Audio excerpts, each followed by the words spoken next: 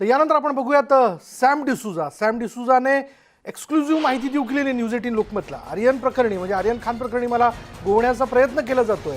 डिसूजाने आरोप केलेला आहे तसा दोघांवरती हा आरोप केल्याचं कळतंय. सॅम डिसूजाने न्यूज 18 लोकमतला एक्सक्लुझिव्ह माहिती दिली आहे. सुनील पाटील आणि केपी गोसावी आर्यन प्रकरणात गोवण्याचा प्रयत्न करत असल्याचा दावा डिसूजानं केलाय. पाहूया सॅम डिसूजासोबत आमचे प्रतिनिधी अजित मांढरे यांनी केलेली ही बातचीत. स्वतः सॅम डिसूजा आपल्यासोबत आहेत. सॅमजी, पहिले लोकांना हे जाणायचं की सॅम डिसूजा ही व्यक्ती आहे तरी कोण?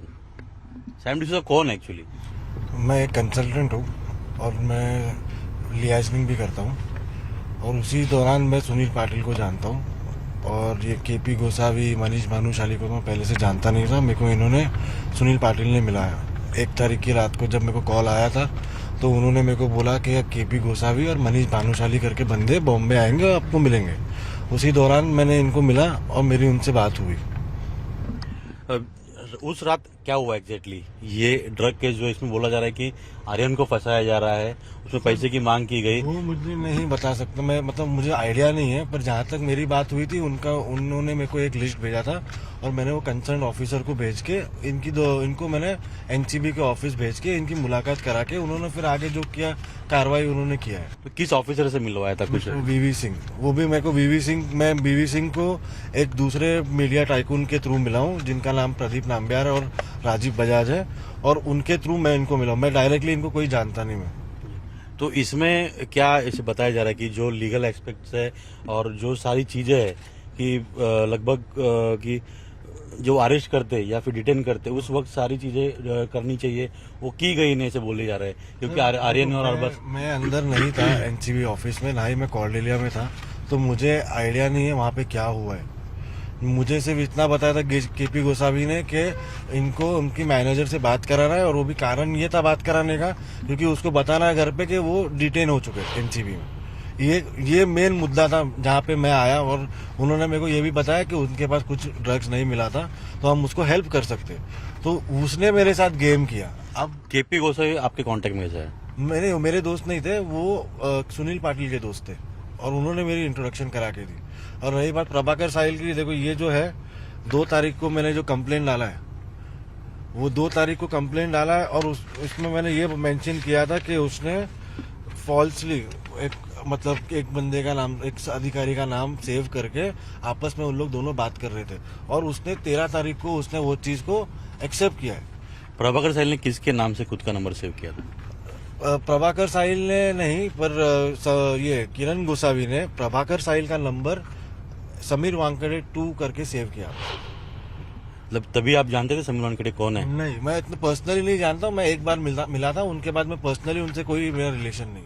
मतलब आपके कहने से ये लग रहा है कि प्रभाकर साहिल ही एनसीबी का ऑफिसर बनके केपी गोसावी को फोन करता था और वो जो आगे उन्होंने क्या किया फिर? यस, उन्होंने वही किया है. मतलब उन्होंने ये कॉन्स्पिरेसी रची है और इसीलिए मैं ये कंप्लेंट मैंने कमिश्नर ऑफ पुलिस को भेजा है जो मेरे को, मतलब मैं इसमें मोहरा बन चुका हूँ. मेरे को फॉल्सली इम्प्लीकेट किया जा रहा है. एग्जैक्टली दादलानी के साथ आपकी क्या बात हुई थी? कौन आपसे कांटेक्ट करना चाहता था? किसके थ्रू आप कांटेक्ट कर रहे थे? अब मुझे अभी कैसा हो गया कि मेरे को जब फोन आया केपी गोसावी का तो केपी गोसावी ने मुझे बताया कि इसको पूजा ददलानी से बात करानी है और कारण ये था क्योंकि उनको इन्फॉर्म करना था कि वो एनसीबी में डिटेन है. तो हमने बोला ओके हम ट्राई करेंगे. उसके बाद गोसावी ने बोला कि इसका नाम लिस्ट पे भी नहीं है और इसके पास ड्रग्स भी नहीं है तो इसको हेल्प कर सकते. तो ये पूरे इसमें पूजा से बात हुई थी और पूजा को मैंने डायरेक्ट मिला दिया था.